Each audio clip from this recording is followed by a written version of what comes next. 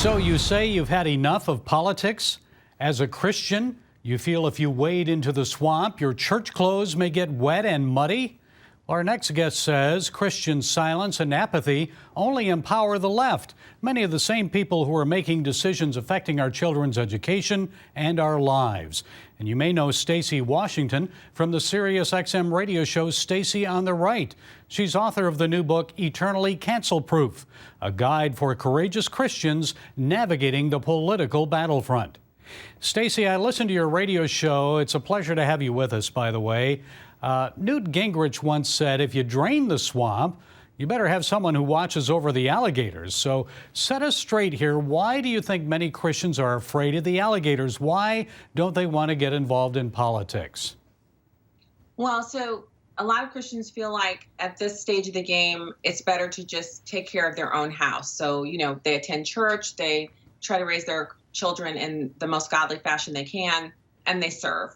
And at that point, they're like, what can I do? The world is what it is. But our world is what it is, especially here in America, where we have a Judeo-Christian founding, because of the inactivity of Christians. We actually pay for the cable. We fund the public schools. We pay for the teachers' salaries, the janitors. We pay for the bond issues that improve those buildings. And we elect the school board members. Even if you're not voting, you're still contributing to that election by your non-participation. So what I'm saying in this book is that we have a responsibility to not just to pay our taxes, but to render unto Caesar that which is Caesar's, because in this case, a representative form of government has the citizen as the highest officer in the land, and it is a requirement that we participate. And as Christians, we're supposed to be the hands and feet of Christ. So it's not just caring for the widows and the infirm and those who've been imprisoned. It's also caring for our political processes, because children who are innocent are having that innocence stolen from them through the proliferation of pornographic books in schools and libraries,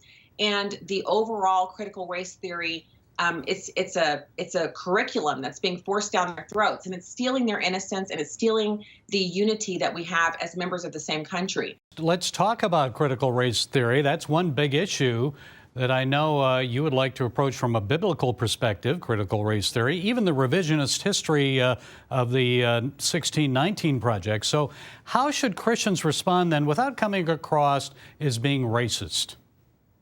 Well, so first of all, the whole idea that if you oppose something, you're opposing it because of racism is a tactic. And when tactics are employed against you, you come back with the truth. There's no reason to discuss race as a reason to oppose or support critical race theory, because critical race theory comes from critical theory, which is a Marxist ideology, a method by which you can move a society from capitalism to socialism, with the end goal being communism. And I explain that in the book. So you actually just come back with the truth. What we want as Americans is true Black history, which means that instead of Black History Month, we have Black history curriculum as a part of our overall history. It's not even Black history, it's just true Black history.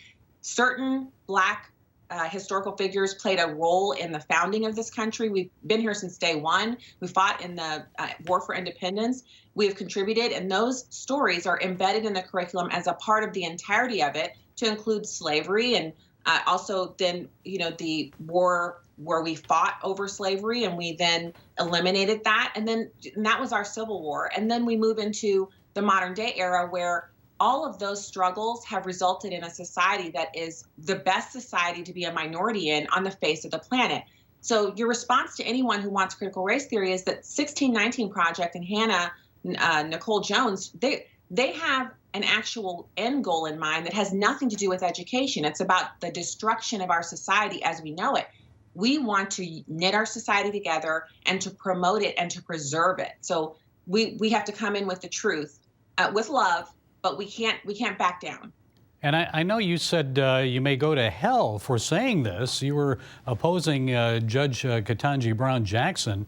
But if she's appointed to the Supreme Court, or confirmed, I should say, she'd be the first woke Supreme Court justice. Everything today seems to be about feelings instead of facts. So what effect is that having on our society, even choosing our Supreme Court justices?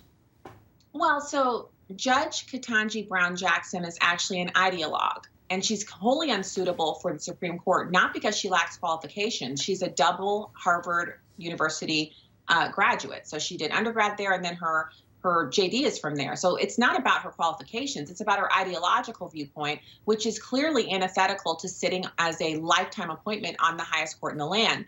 She actually under-sentenced child pornographers, and she believes in critical race theory. Those two things are disqualifiers. The fact that she refused to define what the word woman was is just kind of a demonstration of the previous two things that I listed about her.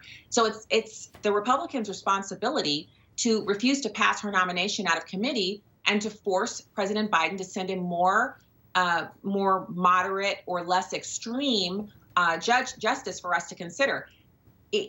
But that doesn't happen without the Republicans having the backbone to do it, without fear of being called racist. Even if you are called a racist, I mean, let's face it, you can, if you're watching the show, you can see that I'm Black.